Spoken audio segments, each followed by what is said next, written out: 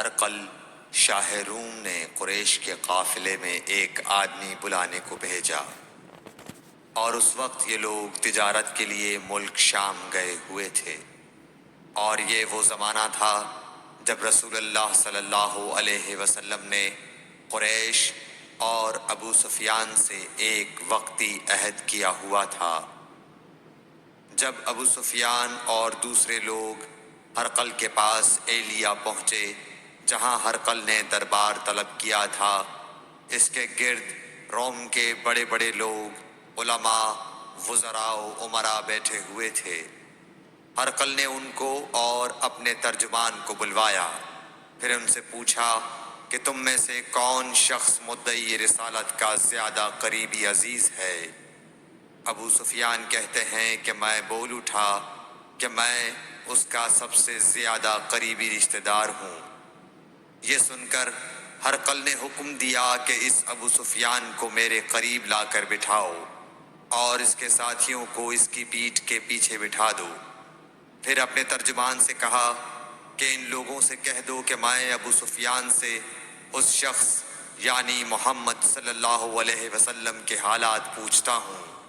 اگر یہ مجھ سے کسی بات میں جھوٹ بول دے تو تم اس کا جھوٹ ظاہر کر دینا۔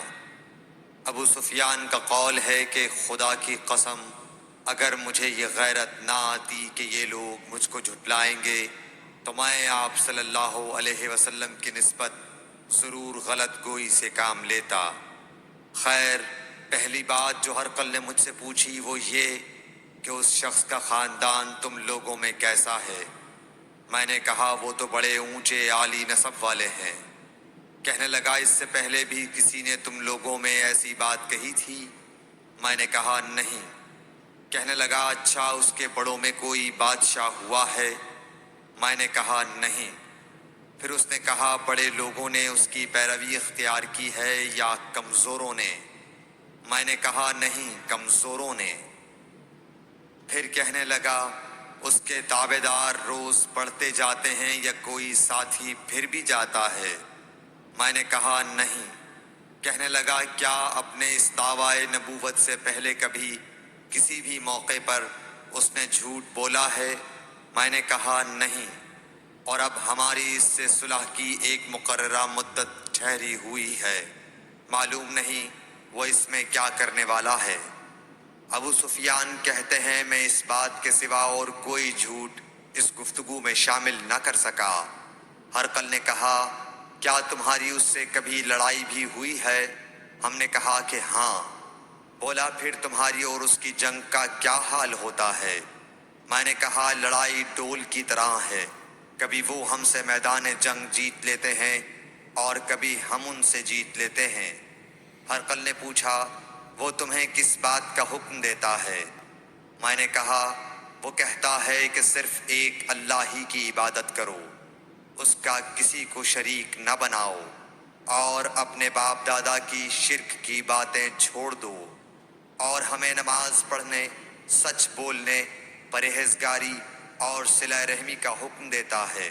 یہ سب سن کر پھر ہرقل نے اپنے ترجمان سے کہا کہ ابو سفیان سے کہہ دے کہ میں نے تم سے اس کا نسب پوچھا تو تم نے کہا کہ وہ ہم سے عالی نسب ہے، اور پیغمبر اپنی قوم میں عالی نسب ہی بھیجے جایا کرتے ہیں۔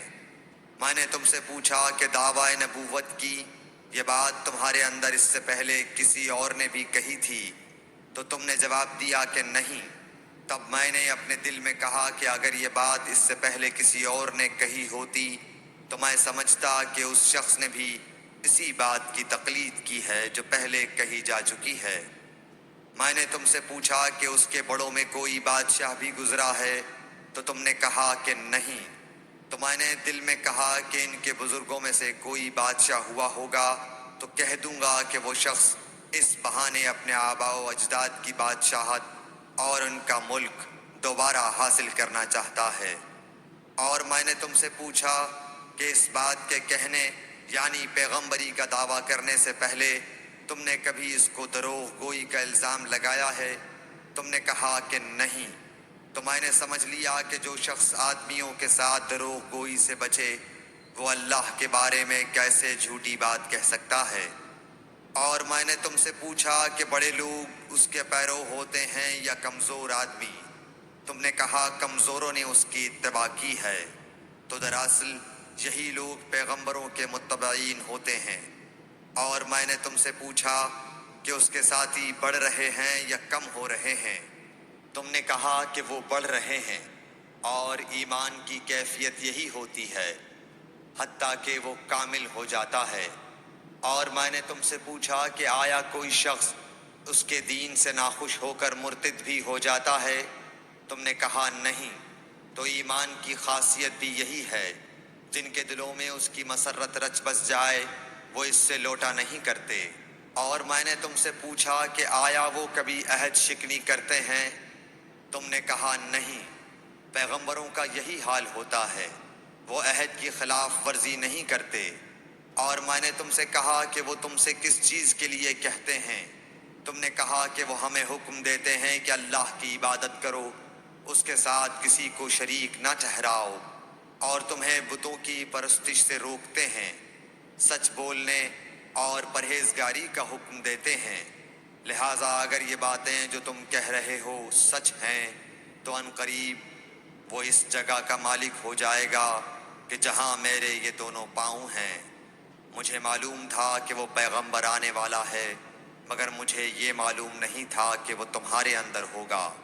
اگر میں جانتا کہ اس تک پہنچ سکوں گا تو اس سے ملنے کے لیے ہر تکلیف گوارا کرتا۔ اگر میں اس کے پاس ہوتا تو اس کے پاؤں دھوتا۔ ہرقل نے رسول اللہ صلی اللہ علیہ وسلم کا وہ خط منگایا جو آپ نے وحیہ کلبی رضی اللہ تعالیٰ عنہ کے ذریعے حاکم بصرہ کے پاس بھیجا تھا، اور اس نے وہ ہرقل کے پاس بھیج دیا تھا۔ پھر اس کو پڑھا تو اس میں لکھا تھا، اللہ کے نام کے ساتھ جو نہایت مہربان اور رحم والا ہے۔ اللہ کے بندے اور اس کے پیغمبر محمد صلی اللہ علیہ وسلم کی طرف سے یہ خط ہے شاہ روم کے لیے۔ اس شخص پر سلام ہو جو ہدایت کی پیروی کرے۔ اس کے بعد میں آپ کے سامنے دعوت اسلام پیش کرتا ہوں۔ اگر آپ اسلام لے آئیں گے تو دین و دنیا میں سلامتی نصیب ہوگی، اللہ آپ کو دوہرا ثواب دے گا، اور اگر آپ میری دعوت سے روگردانی کریں گے تو آپ کی رعایا کا گناہ بھی آپ ہی پر ہوگا۔ اور اے اہل کتاب، ایک ایسی بات پر آ جاؤ جو ہمارے اور تمہارے درمیان یکساں ہے، وہ یہ کہ ہم اللہ کے سوا کسی کی عبادت نہ کریں اور کسی کو اس کا شریک نہ ٹھہرائیں، اور نہ ہم میں سے کوئی کسی کو خدا کے سوا اپنا رب بنائے۔ پھر اگر وہ اہل کتاب اس کتاب سے منہ پھیر لیں تو مسلمانوں، تم ان سے کہہ دو کہ تم مانو یا نہ مانو، ہم ایک خدا کے اطاعت گزار ہیں۔ ابو سفیان کہتے ہیں، جب ہرقل نے جو کچھ کہنا تھا کہہ دیا اور خط پڑھ کر فارغ ہوا تو اس کے ارد گرد بہت شور و غوغا ہوا، بہت سی آوازیں اٹھیں اور ہمیں باہر نکال دیا گیا۔ تب میں نے اپنے ساتھیوں سے کہا کہ ابو کبشہ کے بیٹے حضرت صلی اللہ علیہ وسلم کا معاملہ تو بہت بڑھ گیا۔ دیکھو تو اس سے بنی اصفر روم کا بادشاہ بھی ڈرتا ہے۔ مجھے اس وقت سے اس بات کا یقین ہو گیا کہ حضور صلی اللہ علیہ وسلم ان قریب غالب ہو کر رہیں گے، حتیٰ کہ اللہ نے مجھے مسلمان کر دیا۔ راوی کا بیان ہے کہ ابن ناطور ایلیا کا حاکم ہرقل کا مصاحب اور شام کے نصارہ کا لاٹ پادری بیان کرتا تھا کہ ہرقل جب ایلیا آیا ایک دن صبح کو پریشان اٹھا تو اس کے درباریوں نے دریافت کیا کہ آج ہم آپ کی حالت بدلی ہوئی پاتے ہیں، کیا وجہ ہے؟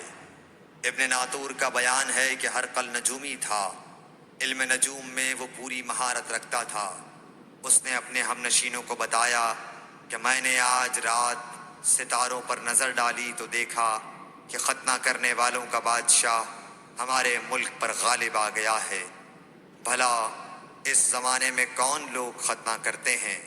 انہوں نے کہا کہ یہود کے سوا کوئی ختنہ نہیں کرتا، سو ان کی وجہ سے پریشان نہ ہوں۔ سلطنت کے تمام شہروں میں یہ حکم لکھ بھیجیے کہ وہاں جتنے یہودی ہوں سب قتل کر دیے جائیں۔ وہ لوگ انہی باتوں میں مشغول تھے کہ ہرقل کے پاس ایک آدمی لایا گیا جسے شاہ غسان نے بھیجا تھا۔ اس نے رسول اللہ صلی اللہ علیہ وسلم کے حالات بیان کیے۔ جب ہرقل نے سارے حالات سن لیے تو کہا کہ جا کر دیکھو وہ ختنہ کیے ہوئے ہے یا نہیں۔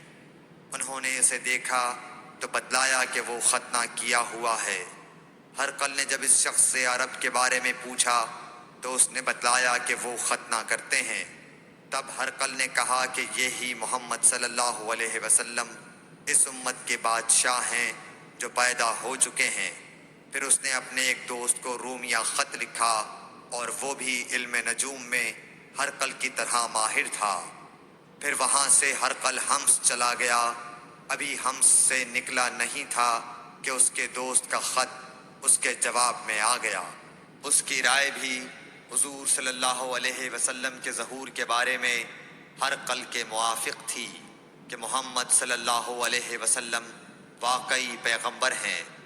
اس کے بعد ہرقل نے روم کے بڑے آدمیوں کو اپنے حمص کے محل میں طلب کیا اور اس کے حکم سے محل کے دروازے بند کر لیے گئے۔ پھر وہ اپنے خاص محل سے باہر آیا اور کہا، اے روم والو، کیا ہدایت اور کامیابی میں کچھ حصہ تمہارے لیے بھی ہے؟ اگر تم اپنی سلطنت کی بقا چاہتے ہو تو پھر اس نبی صلی اللہ علیہ وسلم کی بیعت کر لو اور مسلمان ہو جاؤ۔ یہ سننا تھا کہ پھر لوگ وحشی گدھوں کی طرح دروازوں کی طرف دوڑے مگر انہیں بند پایا۔ آخر جب ہرقل نے اس بات سے ان کی یہ نفرت دیکھی اور ان کے ایمان لانے سے مایوس ہو گیا تو کہنے لگا کہ ان لوگوں کو میرے پاس لاؤ۔ جب وہ دوبارہ آئے تو اس نے کہا، میں نے جو بات کہی تھی اس سے تمہاری دینی پختگی کی آزمائش مقصود تھی، سو وہ میں نے دیکھ لی۔ تب یہ بات سن کر وہ سب کے سب اس کے سامنے سجدے میں گر پڑے اور اس سے خوش ہو گئے۔